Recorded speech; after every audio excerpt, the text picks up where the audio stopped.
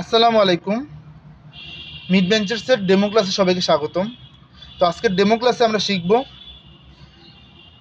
Baroreceptor আর ব্যারোরিফ্লেক্স নিয়ে। Baroreceptor আর ব্যারোরিফ্লেক্সের ব্যাপারটা আমাদের বইতে অনেক কঠিন করে দেওয়া আছে, অনেকে বুঝে না। তো আমি এখানে খুব সহজভাবে উপস্থাপনের চেষ্টা করব, ফলে যে কিছুই বোঝে না সেও ভালোভাবে বুঝতে পারবে ইনশাল্লাহ। তাহলে প্রথমে আসি, ব্যারোরিসেপ্টর কি? ব্যারোরিসেপ্টর হচ্ছে বিশেষ ধরনের স্নায়ু, যা রক্তচাপ কম বেশি হলেই তা নিয়ন্ত্রণে কেন্দ্রীয় স্নায়ুতন্ত্রে বার্তা পাঠায়। তাহলে প্রথম প্রশ্ন হচ্ছে স্নায়ু কি? সেটা বোঝার জন্য আমরা একটা ছবি দেখি। এই লোকটাকে দেখি, এই লোকটা কি করছে? হাতুড়ি দিয়ে তার হাতে বাড়ি মারছে। বাড়ি মারার ফলে কি হলো? সে ব্যথা পাইছে। তাহলে সে যে ব্যথা পাইছে, এই ব্যথার অনুভবটা বা এই ব্যথার সিগন্যালটা তার ব্রেনে গেছে বলেই কিন্তু সে ব্যথা পাইছে। যতক্ষণ না তার ব্যথার সিগন্যাল ব্রেনে যাবে ততক্ষণ কিন্তু সে ব্যথা অনুভব করতে পারবে না।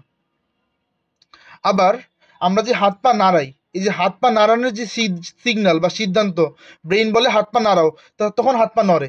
এই যে ব্রেন থেকে সিগন্যালটা হাত পা পর্যন্ত নিয়ে আসা হয়, অর্থাৎ আমাদের হাত পা থেকে কিংবা শরীরের বিভিন্ন অংশ থেকে সিগন্যাল ব্রেনে নিয়ে যেতে হয়, আবার ব্রেন থেকে সিগন্যাল শরীরের বিভিন্ন অংশে নিয়ে আসতে হয়। এই যে সিগন্যাল দেওয়া নেওয়ার কাজটা, যেমন এখানে ব্যথা পাইছে, এই ব্যথার সিগন্যালটা ব্রেন পর্যন্ত নিয়ে যাওয়ার যে কাজটা করে যে ফাইবারগুলো, সোজা বাংলায় বললে যে রগগুলো, সেই রগগুলোই হইতেছে আমার স্নায়ু। তাহলে স্নায়ু কি আমরা বুঝে ফেললাম। তো স্নায়ুর ব্যাপারটা হচ্ছে যে স্নায়ু কেবল ব্যথার সিগন্যালই দেওয়া নেওয়া করে, ব্যাপারটা সেরকম না। আমরা যে খাবারের স্বাদ পাই, এই স্বাদকে নিয়ে যায় স্নায়ু, নিয়ে যায়। আবার আমরা যে দেখি, দেখার সেই সিগন্যালটা, এটাকে নিয়ে যায় স্নায়ু, নিয়ে যায়। তাহলে তাহলে এই যে স্নায়ু আছে, এই স্নায়ুগুলো আমাদের রক্তচাপ কম বেশি হলেও সেই সিগন্যালটাকেও নিয়ে যেতে পারে। কীভাবে নিয়ে যায়? এই স্নায়ুগুলা, ব্যারোরিসেপ্টর যে স্নায়ুগুলা, বিশেষ ধরনের স্নায়ু, এই স্নায়ুগুলো থাকে আমাদের হৃৎপিণ্ডের প্রাচীরে কিংবা ধমনীর প্রাচীরে। এই ধমনীর প্রাচীরগুলো যখন টান টান হয়, রক্তচাপ বৃদ্ধির ফলে যখন টান টান হয়ে যায়, তখন কিন্তু সে উত্তেজিত হয়ে যায়। এই স্নায়ুগুলো উত্তেজিত হয়ে যায়। ব্যথা পেলে যেমন হাতের ব্যথা স্নায়ুটা উত্তেজিত হয়, তেমনি এই ব্যারোরিসেপ্টরগুলো যেগুলো আছে, সেই ব্যারোরিসেপ্টরগুলো বিশেষ ধরনের স্নায়ু, সেগুলো রক্তচাপের ফলে ধমনী টান টান হলেই সেই সিগন্যালটা নিয়ে ব্রেনে চলে যায়। তখন সে ব্রেনে বলে কি, যে ব্রেন ভাই, তোমার বডিতে রক্তচাপ বেড়ে গেছে বা কমে গেছে, এখন তুমি এটাকে কমাও বা বাড়াও। তাহলে এই যে স্নায়ুগুলো রক্তচাপ কম বেশি হওয়ার পরে সেই বার্তাটা কেন্দ্রীয় স্নায়ুতন্ত্রে বা ব্রেইনে, স্পাইনাল কর্ডে পাঠিয়ে দিল, সেই হচ্ছে আমাদের ব্যারোরিসেপ্টর। তো ব্যারোরিসেপ্টর কি সেটা আমরা বুঝে ফেললাম। এখন আসি ব্যারোরিফ্লেক্স কি। দেখো, ব্যারোরিসেপ্টর যে ব্রেনকে বলতেছে যে ভাই তোমার রক্তচাপ বেড়ে গেছে, তখন ব্রেন কি করলো? রক্তচাপ কমানোর জন্য সে তার প্রসেস শুরু করলো। রক্তচাপ কমানোর জন্য যা যা করা লাগে ব্রেন তা তা করে। এই যে ব্যারোরিসেপ্টর কর্তৃক যে সিগন্যালের মাধ্যমে ব্রেন রক্তচাপটাকে নিয়ন্ত্রণ করলো, সেই প্রক্রিয়াটাই হলো আমার ব্যারোরিফ্লেক্স। তো ব্যারোরিসেপ্টর কি সেটা আমরা বুঝে ফেললাম, ব্যারোরিফ্লেক্স কি সেটা আমরা বুঝে ফেললাম। এবার আসি ব্যারোরিসেপ্টরের প্রকারভেদে। তো ব্যারোরিসেপ্টর হচ্ছে দুই প্রকার, একটা হচ্ছে উচ্চচাপ ব্যারোরিসেপ্টর আর একটা হচ্ছে নিম্নচাপ ব্যারোরিসেপ্টর। তো উচ্চচাপ ব্যারোরিসেপ্টর দেখে মানুষ চিন্তা করতে পারে যে উচ্চচাপ হলেই বুঝি এই ব্যারোরিসেপ্টরটা কাজ করে আর রক্তচাপ কমায়, আর নিম্নচাপ হলেই এর ব্যারোরিসেপ্টরটা কাজ করে রক্তচাপ বাড়ায়। ব্যাপারটা আসলে সেরকম না। উচ্চচাপ আর নিম্নচাপ ব্যারোরিসেপ্টরের দুইটা আলাদা মেকানিজম আছে কাজ করার। এই আলাদা মেকানিজমের কারণেই উচ্চচাপ ব্যারোরিসেপ্টরকে উচ্চচাপ নাম দিয়েছে, নিম্নচাপ ব্যারোরিসেপ্টরকে নিম্নচাপ নাম দিয়েছে। তো সেই মেকানিজমগুলো আমরা জানবো, এবং সেগুলো কোথায় থাকে সেগুলো আমরা এখানে ছবির মাধ্যমে ডেমনস্ট্রেশনের চেষ্টা করছি, যাতে তোমাদের মনে রাখতে সহজ হয়। কারণ বইতে যা লেখা আছে শুধু লেখা পড়ে মনে রাখাটা মুশকিল। এখানে ছবির মধ্যে দেখলে আমি আশা করি যে মনে রাখতে সহজ হবে। তো ছবির মাধ্যমে রিপ্রেজেন্ট করা আছে, সেটা নিয়ে আলোচনা করবে। তার আগে ব্যারোরিসেপ্টর কোন মেকানিজমে কাজ করে সেটাকে আমরা একটু বুঝি। এখানে আমরা দুইটা বেলুন দেখতে পাইতেছি, একটা বেলুন বেশি ফুলা আর একটা বেলুন কম ফুলা। এখন যদি জিজ্ঞেস করা হয় যে কোন বেলুনের চাপ বেশি, তাহলে যে কেউ বলবে যে এই যে বড় বেলুনটা আছে, এই বড় বেলুনের চাপ বেশি। কেন বড় বেলুনের চাপ বেশি? বড় বেলুনে বাতাস বেশি, ফলে চাপও বেশি। ছোট বেলুনে বাতাস কম, চাপও কম। ঠিক একই ঘটনা ঘটে আমাদের ধমনীর মধ্যে রক্তের ক্ষেত্রে। ধমনীটাকে যদি আমরা একটা বেলুনের মতো চিন্তা করি আর রক্তগুলোকে যদি বাতাসের মতো চিন্তা করি, তাহলে কি হবে? ধমনীর মধ্যে রক্ত যত বাড়বে চাপ তত বেড়ে যাবে, আর ধমনীর মধ্যে রক্ত যত কমে আসবে চাপ তত কমে যাবে। ব্যারোরিসেপ্টর ঠিক এই কাজটাই করে ভাই। ব্যারোরিসেপ্টর কি করে? ধমনীর রক্তের পরিমাণটা কমায় বাড়ায়, মানে অ্যাকচুয়ালি ব্যারোরিসেপ্টর কমায় বাড়ায় না, ব্যারোরিসেপ্টরের থেকে সিগন্যাল পেয়ে ব্রেন কমায় বাড়ায় বা ব্রেনের বিভিন্ন হরমোন কমায় বাড়ায়। তাহলে ধমনীর এই রক্তের পরিমাণ বাড়ালে কমালে কি হয়? রক্তচাপটা বাড়ে বা কমে। কথার কথা রক্তচাপ বাড়ছে, কথার কথা রক্তচাপ বাড়ছে, তাহলে কি হবে? রক্তের পরিমাণ ধমনীতে কমাই দিবে ব্রেন, রক্তের পরিমাণ ব্রেন ধমনীতে কমাই দিবে, ফলে কি হবে? আমাদের রক্তচাপটা কমে যাবে। আবার রক্তচাপ বেড়ে গেছে, বেড়ে গেলে ব্রেন কি করবে? ধমনীতে রক্তের পরিমাণ কমাই দিবে, ফলে রক্তচাপটা কমে যাবে। তো এইভাবে ব্যারোরিসেপ্টর কাজ করে। তো এখানে ব্যারোরিসেপ্টরগুলো কোথায় কোথায় থাকে সেটা আমরা দেখিনি আগে। ব্যারোরিসেপ্টর, উচ্চচাপ ব্যারোরিসেপ্টরগুলো থাকে আমাদের আর্চোব্যারোটা আর ক্যারোটিড সাইনাসে। এই যে আমাদের মহাধমনীটা আছে, এই মহাধমনীটা আমাদের হার্ট থেকে বের হয়ে একটা বাঁক নেয়, বাঁক নিয়ে তারপর নিচের দিকে নামে। এই যে হার্ট থেকে বের হয়ে একটা বাঁক নিল মহাধমনীটা, এই যে বাঁকটা, এই বাঁকটাই হচ্ছে আর্চোব্যারোটা। এই আর্চোব্যারোটার দেয়ালের মধ্যে ব্যারোরিসেপ্টর থাকে। যখন টান টান হয় তখন ব্যারোরিসেপ্টর বুঝে যায় যে হ্যাঁ রক্তচাপ বেড়ে গেছে, তখন সে ব্রেনে সিগন্যাল পাঠায়। আবার যখন ঢিলা হয়ে যায়, রক্তচাপ কমে যায়, তখনও ব্যারোরিসেপ্টর ব্যাপারটা বুঝতে পারে, ব্রেনে সিগন্যাল পাঠায়। তো আবার কোথায় থাকে? আবার থাকে আমাদের ক্যারোটিড সাইনাসে।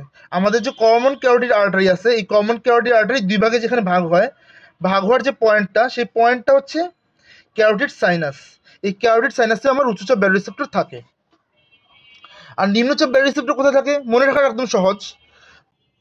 তো নিম্নচাপ ব্যারোরিসেপ্টর মনে রাখা সহজ, সেটা কি জন্য বললাম? দেখো, আমাদের রক্ত সারা দেহ থেকে কীভাবে আমাদের হৃৎপিণ্ডে আসে? ঊর্ধ্ব মহাশিরা দিয়ে, যেটা একটা বড় সিস্টেমিক শিরা। তারপরে কোথায় যায়? ডান এট্রিয়ামে। তারপরে কোথায় যায়? ডান ভেন্ট্রিকলে। তারপরে কোথায় যায়? পালমোনারি রক্তবাহিকা হয়ে ফুসফুসে যায়।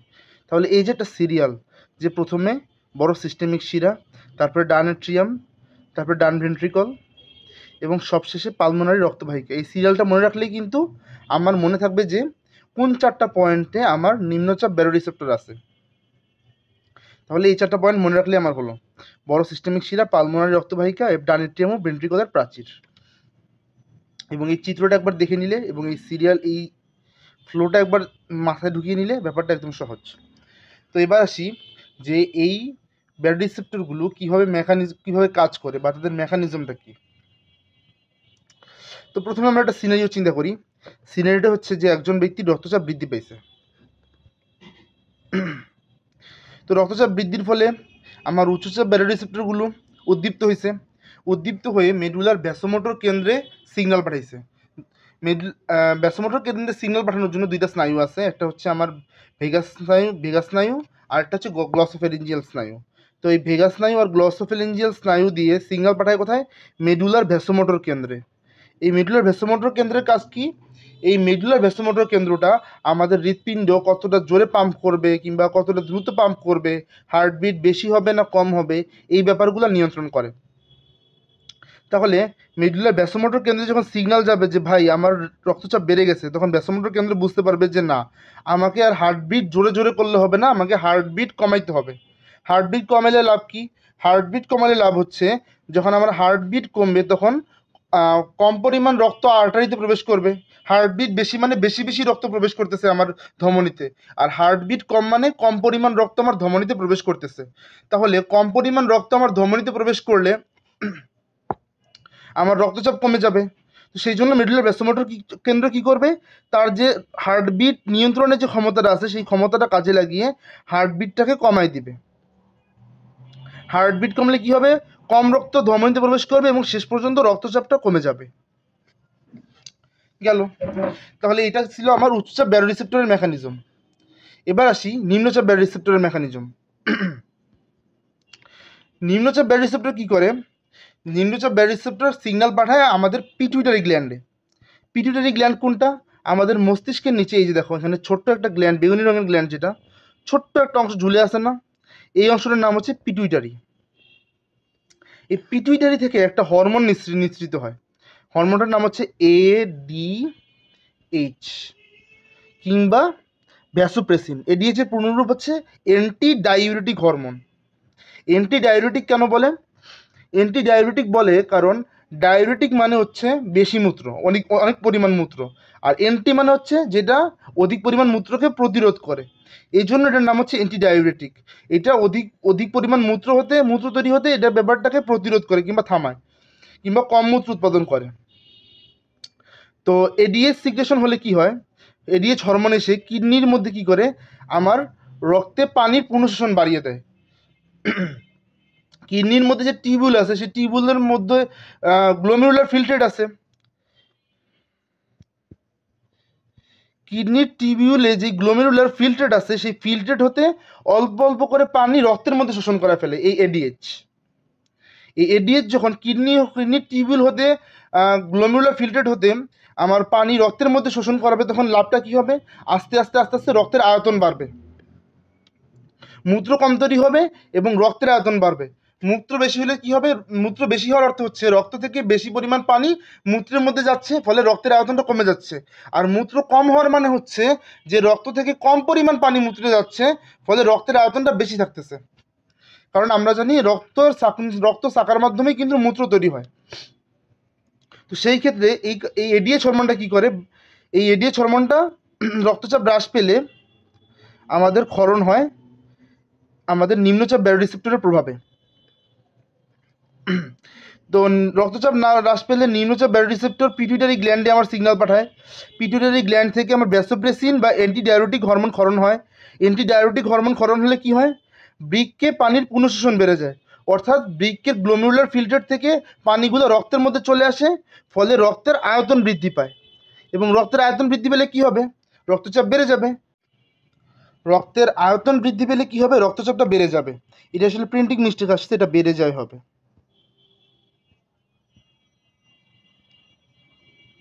আচ্ছা, তাহলে নিম্নচাপ ব্যারোরিসেপ্টর মেকানিজমটা কি?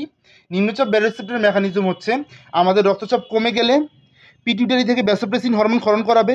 এই ভ্যাসোপ্রেসিন হরমোনের প্রভাবে আমাদের মূত্র কম তৈরি হবে, ফলে রক্তের মধ্যে পানিটা থেকে যাবে এবং বেশি পানি থেকে যাওয়ার কারণে রক্তের আয়তন বৃদ্ধি পাবে, ফলে রক্তচাপ যে কমেছিল এই রক্তচাপটা আস্তে আস্তে বেড়ে যাবে। আর যদি রক্তচাপ বেশি হয় তাহলে কি হবে, বিপরীত ঘটনা ঘটবে।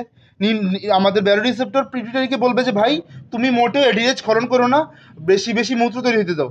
রক্ত থেকে বেশি বেশি মূত্র তৈরি হবে, ফলে রক্তে পানির পরিমাণ কমে যাবে এবং রক্তচাপ যেটা বেড়েছিল সেটা আস্তে আস্তে আস্তে আস্তে কমে যাবে। তো এটাই ছিল আমাদের টোটাল ব্যারোরিসেপ্টর এবং ব্যারোরিফ্লেক্সের প্রক্রিয়া। তো এটা আমার একটা ছোট্ট নোট তৈরি করা। এই নোটটা এই নোটটার মধ্যে আমাদের যে বইতে যে 1 পৃষ্ঠা লেখা আছে ব্যারোরিসেপ্টর আর ব্যারোরিফ্লেক্সের ব্যাপারে, সেখানে যত কিছু দরকার সব কিছু এই নোটটার মধ্যে আছে। এই নোটটা খুব অল্প কথা মনে হতে পারে, কয়েক লাইন মনে হতে পারে, কিন্তু এই নোটটার মধ্যেই সব কিছু দেওয়া আছে এবং এই নোটটা পড়লে আমার মনে হয় না রিটেন আর এমসিকিউতে এর বাইরে থেকে তেমন কোনো প্রশ্ন আসতে পারে। তো এই নোটটা একবার দেখে নিলে কনসেপ্টটা দ্রুত ক্লিয়ার হয়ে গেল, তার সাথে সাথে খুব দ্রুত একটা রিভাইজ হয়ে গেল। তারপরে যদি কেউ মেন বইটা পড়ে তাহলে তার জন্য ব্যাপারটা খুব সহজ লাগবে। তো আজকে এই পর্যন্তই থাকুক। রক্তের ব্যারোরিসেপ্টর ব্যারোরিফ্লেক্স আমরা শিখলাম। তো সবাইকে ধন্যবাদ। আসসালামু আলাইকুম।